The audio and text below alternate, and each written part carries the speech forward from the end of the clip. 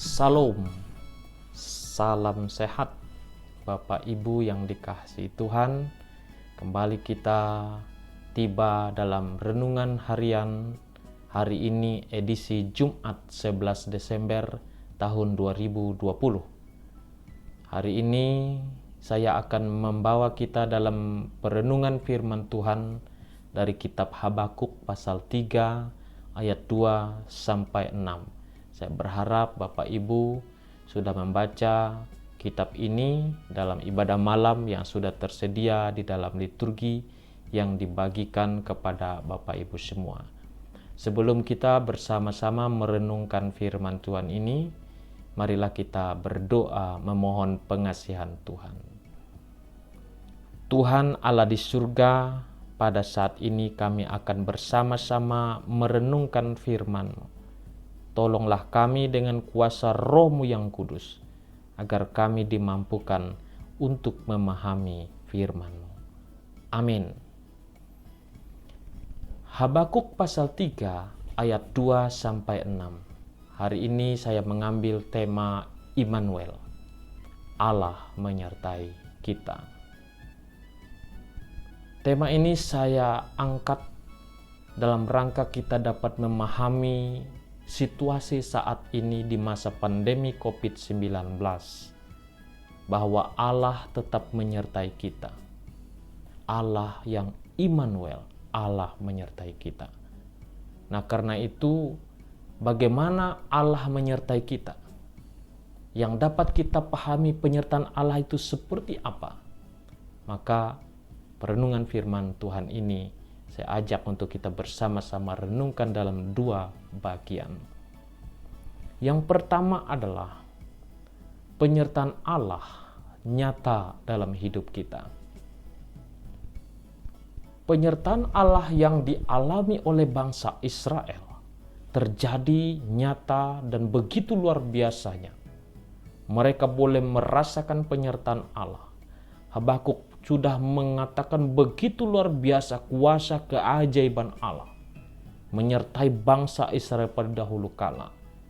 Kita ingat penyertaan Tuhan ketika bangsa Israel keluar dari tanah Mesir menuju ke tanah Kanaan.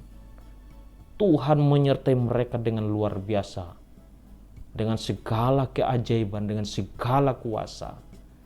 Mereka keluar dari Ramses menuju Sukot, dari Sukot mereka menyeberangi Laut Teberau, mereka menuju padang gurun Sin, tiba di Gunung Sinai atau Gunung Horeb itu.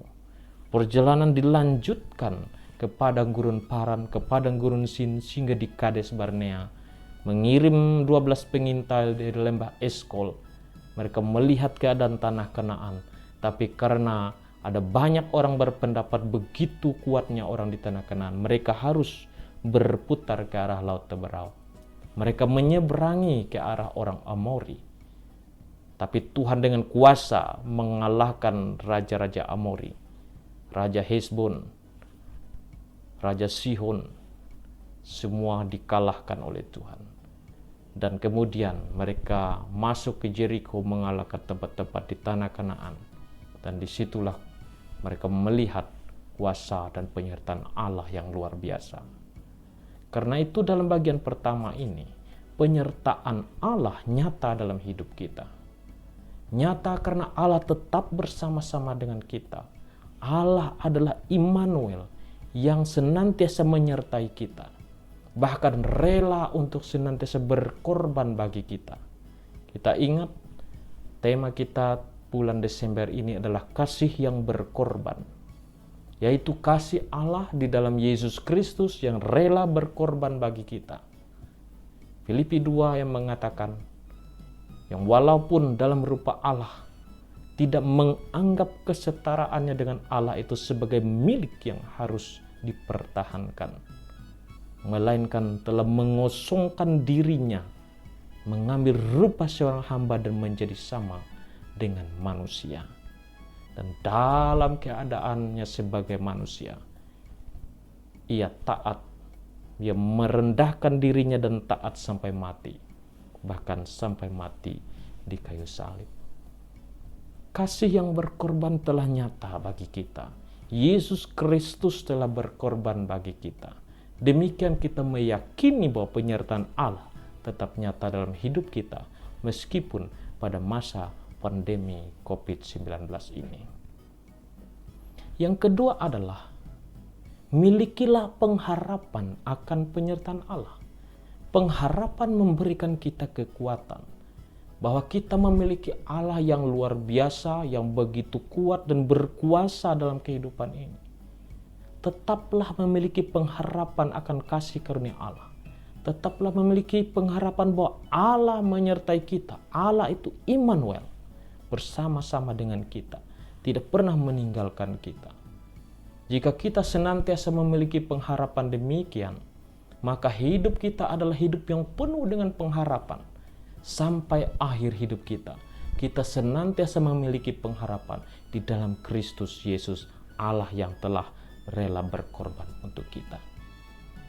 Saudara-saudari sekalian, Allah yang menyertai kita, Immanuel, adalah wujud nyata penyertaan Allah di dalam hidup kita, yang memberikan pengharapan bagi kita untuk senantiasa percaya, beriman, teguh, kuat di dalam Tuhan Yesus.